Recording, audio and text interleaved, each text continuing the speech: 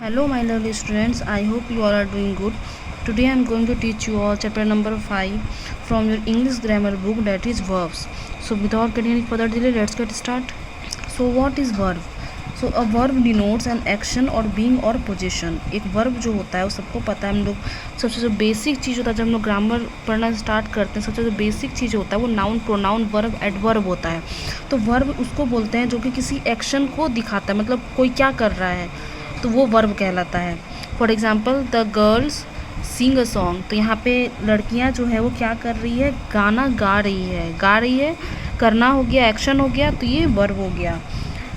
John Keats was a great poet, John की spelling गलती है, JOHN होता है। तो जॉन कीट्स जो है वो ग्रेट पोएट थे।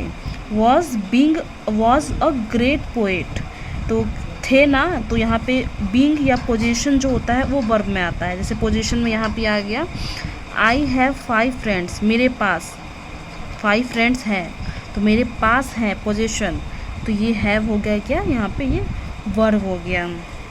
तो काइंड्स ऑफ वर्ब, तो पहला जो है यहाँ पे ट्रांजिटिव वर्ब है।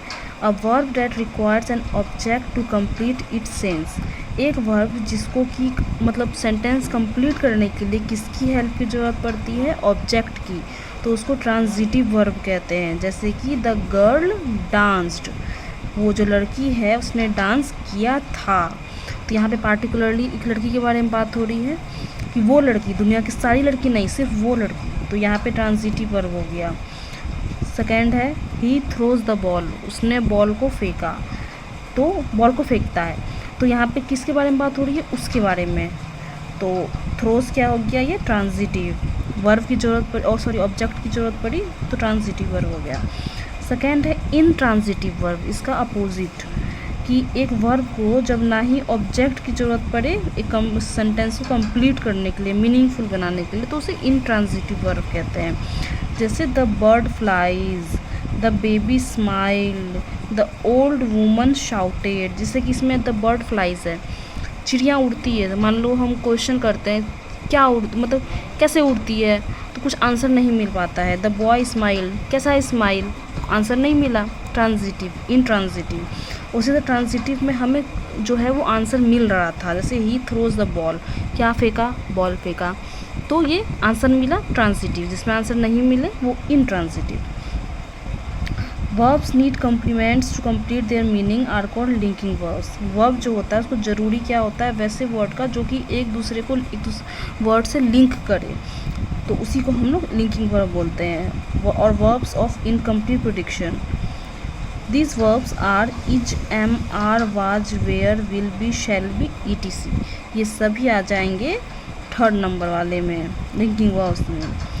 4th है ऑक्सिलरी वर्ब, ये इसका मतलब होता है हेल्पिंग वर्ब्स, जो कि सेंटेंस में मतलब ऐसे वर्ड होते हैं जो कि हेल्प करते हैं सेंटेंस को पूरा करने के लिए।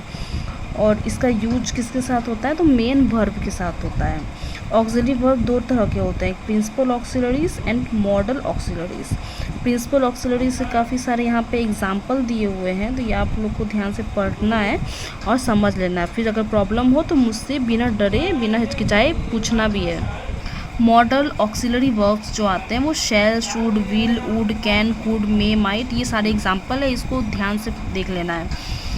और मेन पार्ट्स ऑफ वर्ब ये है, the present form, past form, participle form.